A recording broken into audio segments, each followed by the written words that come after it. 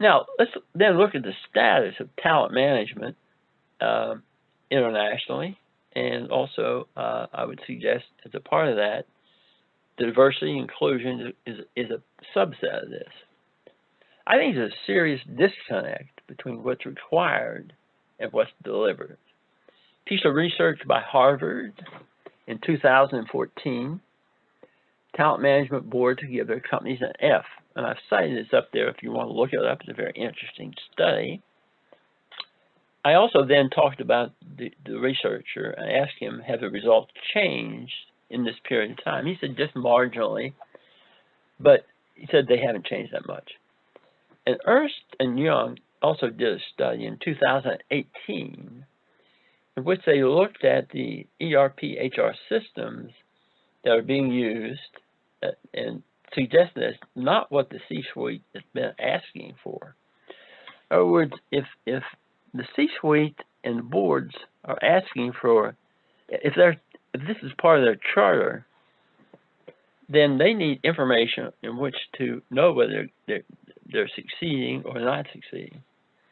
What they're suggesting is that these large-scale packages have been bought to support the decisions of human resources, not the needs of executive management. And I think it's a very serious problem, and one that's kind of flown under the radar. So, bottom line, talent management is not viewed that favorably by boards and many C-level executives. Subsequently, we've got to fix that. Why such a poor grade? I think it's a confluence of those three things coming together. Leadership is missing the boat in some ways. The process to get people into jobs is not that good, and information is not existent or poor.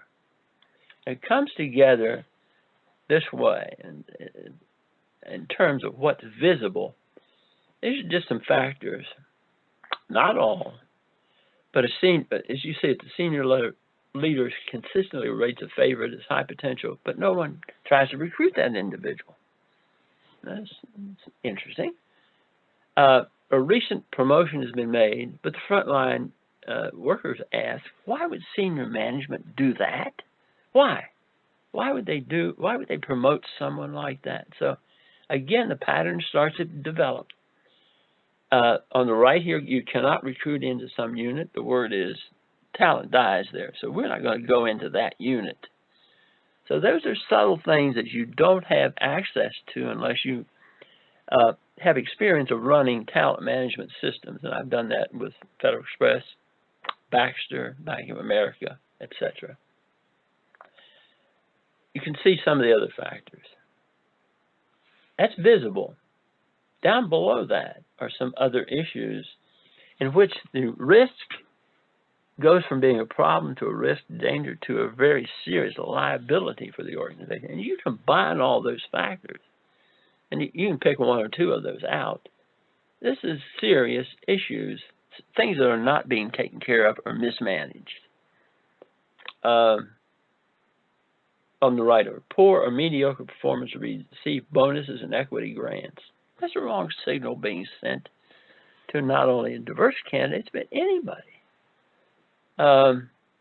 etc. So these are things that many of them, as I said, and I would say the preponderance of them are flying under that iceberg there, but they happen in organizations, and it's part of the issue we have. Conference Board research says that mistakes in talent management can cost an organization from 20 to 30% in annual sales and damage key issues such as diversity and inclusion. No doubt, I see it, it happens, but it flies under the radar. And again, this accountability is not for mid-managers, it's not for up-and-coming individuals in the organization. This sits at the table of C-level executives and boards. So this is a different flavor of what needs to be taken care of to advance